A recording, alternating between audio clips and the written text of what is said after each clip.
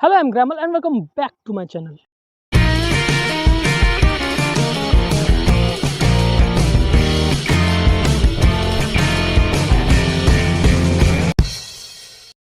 तो ये बात एक तब की जब मैं क्लास 11th में था। उस वक्त मेरे सारे दोस्तों के पास एंड्रॉयड मोबाइल था, लेकिन मेरे पास भी था नोकिया 2600। उन लोगों का एक व्हाट्सएप ग्रुप भी था जिसमें सब कोई था, नेहा, प्रिया, सुमन, सब कोई। मैं भी उस ग्रुप में ऐड होना चाहता था, लेकिन हो नहीं पाया क्योंकि मेरे मोबाइल में व्हाट्सएप चलता कहाँ था। उस मोबाइल में व्हाट्सएप तो क्या, क्रोम तक नहीं चलता था। वीडियो की बजाय फोटो देखकर काम चलाना पड़ता था। लेकिन बस अब और नहीं, अब मैं थक चुका था। फिर मैंने डिसाइड किया कि स्मार्टफोन लेने का। मेरे लिए मोबाइल फोन लेना इतना ही मुश्किल था जितना बंदर की टट्टी से शिलाजीत निकालना। तो मैंने अपने पापा को बोला कि मुझे एक स्मार्टफोन चाहिए, लेकिन मुझे पता था मेरे पापा इतनी आसानी से मानेंगे नहीं। तो मैंने अपने पापा को बोला, पापा मुझे एक स्मार्टफोन चाहिए, मुझे ना मैं समझ नहीं आती, मुझे ऑनलाइन स्टडी करनी है। और भाई उन्होंने साफ साफ मना कर दिया। उन्होंने एक बार भी नहीं सोचा कि मेरे दिल पे क्या बीतेगी। उन्होंने साफ साफ ये कह दिया कि अगर तूने दोबारा मोबाइल फोन की बातें करी, तुझे छिपकली की टट्टी की तरह घर से बाहर फेंक दूंगा।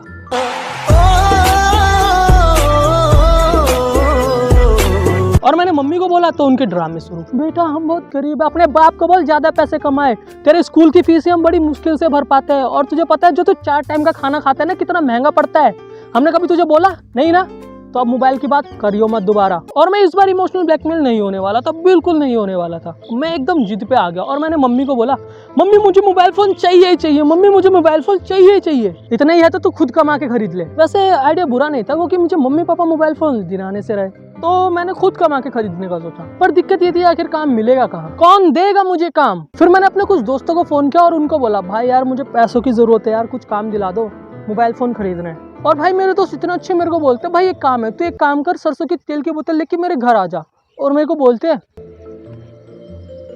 तू मेरे लिए ऑमलेट बना दे, मैं तेरे को 10 रुपए दूंगा। फाइनली मैंने हर जगह पूछा, लेकिन मुझे काम नहीं मिला। तो आखिर में मैंने अपने पड़ोस में एक अंकल से पूछा जो एक प्लम्बर का काम करते हैं।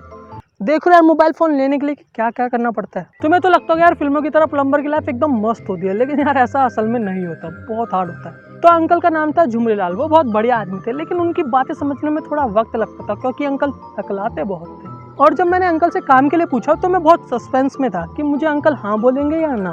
अंकल आपके पास थोड़ा काम मिलेगा। देखो बेटा, इस काम में पैसा तो बहुत है, लेकिन मेहनत भी बहुत है, तो बेटा तुम्हें काम मिल जाएगा। लेकिन यार जो भी हो, जैसे भी काम हो, मैं बहुत ज़्यादा एक्साइटेड था। मैं सुबह सुबह जल्दी उठा, नए नए कपड़े पहने और गया सीधा सीधा अंकल के पास। तो हम गए साइड पर जहाँ काम था, और जहाँ तो मेरे दिमाग में चल रहा था जैसे वीडियो में दिखाते हैं कि एक लेडी आएगी और बोलेगी, आप आ गए, हमारे किचन का नलका खराब हो रखा है, और हम अंदर जाएंगे।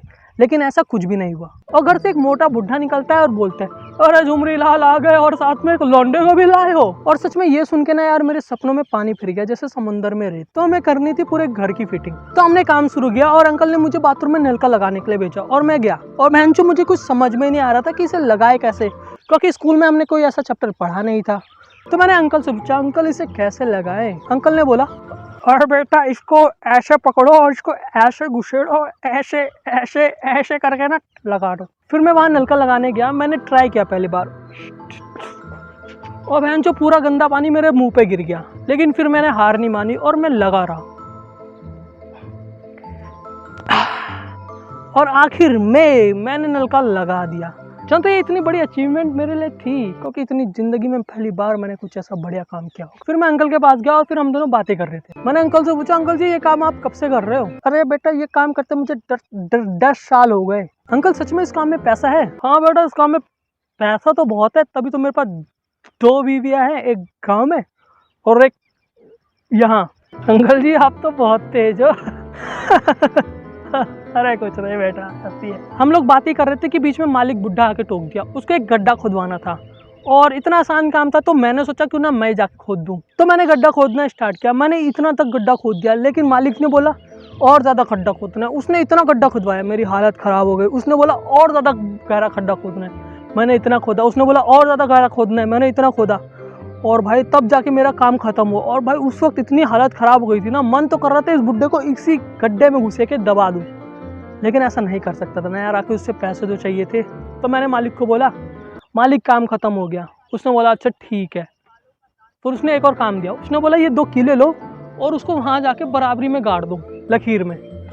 मैंने कहा ये तो बहुत ईजी काम है यार, इसमें ये तो सही काम मिल गया। 1 किलो आटा हो गया। ठीक है मालिक, इधर। हाँ ये ठीक है। हो गया मालिक? ठीक है, ये ठीक है। एक किल यहाँ पे लगा दे। इधर? हाँ यहीं पे बस। हाँ यहीं पे लगा दे।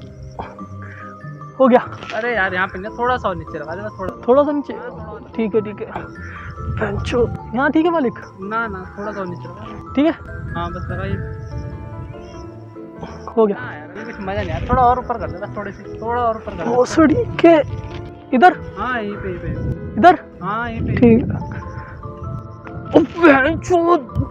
लग गई क्या? फिर भी थोड़ा सा और ऊपर कर देता बेटे तो और मजा आता इस पे। भोसड़ी के एक ही बार में नहीं बता सकता, तेरी गांड में ना कील ठोक दूं। मालिक यहाँ ठीक है? हाँ भाई यहीं पे ठीक है। हो गया मालिक? हाँ बस अब ठीक है। तो भोसड़ी के यहाँ पर ही तो ठोका था पहली बार। कोई बात नहीं बेटे, चलता है इतना तो। साले बुड्ढे की तेरी गांड में ना ठोक दी ना कि नाम बदल दूंगा। हो गया मालिक? ठीक है ठीक है बेटा, ठीक है ठीक है। और फिर मैं गया अंकल के पास, और भाई उस बुड्ढे ने मुझे इतना किलसा दिया था, मैं इतना भर रखा था, मैंने अंकल को सारा बोला, भयंकर भाई इस बुड्ढे को तो मैं जिंदा नहीं छोड़ूंगा, भयंकर कैसा है ये, नौकर समझ रखा क्या? अंकल ने मुझे समझाया, बेटा नहीं ऐसा नहीं करना, ये हमारे मालिक है, इन्हीं से आखिर पैसा लेना है। तो अंकल ने मुझे बोला तो मैं मान गया। फिर हो गई शाम, अब बारी थी पैसे लेने की, और बुड्ढा भाई पैसे नहीं दे रहा था। 200 रुपये काट के दिए भाई उसने हमें, 100 रुपये मेरे और 100 रुपये अंकल के। और भाई हमारी इतनी मत्थी खराब हुई, मन कर रहा था भाई उस बुड्ढे को इतना मारूं, लेकिन क्या कर सकते थे।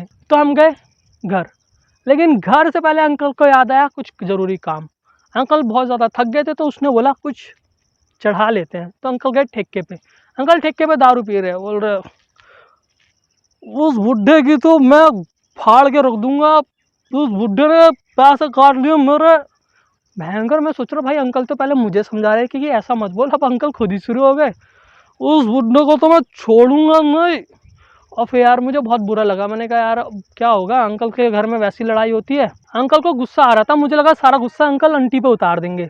मैंने अंकल को बोला, अंकल जी आप जाके आप आंटी को मारोगे? अंकल ने बोला आंटी को नहीं, आंटी की। And that's for today guys. Video अच्छी लगी तो वीडियो को लाइक करना, चैनल को सब्सक्राइब कर देना। अगर तुम्हें और वीडियो चाहिए तो चैनल को सब्सक्राइब कर दो, वीडियो को लाइक कर दो। अगर और वीडियो चाहिए तो कर लो चैनल को सब्सक्राइब, और नीचे कमेंट करने मत भूलना कि तुम्हें अगली वीडियो किस टॉपिक पे चाहिए। तब तक के लिए tata, goodbye, thanks for watching.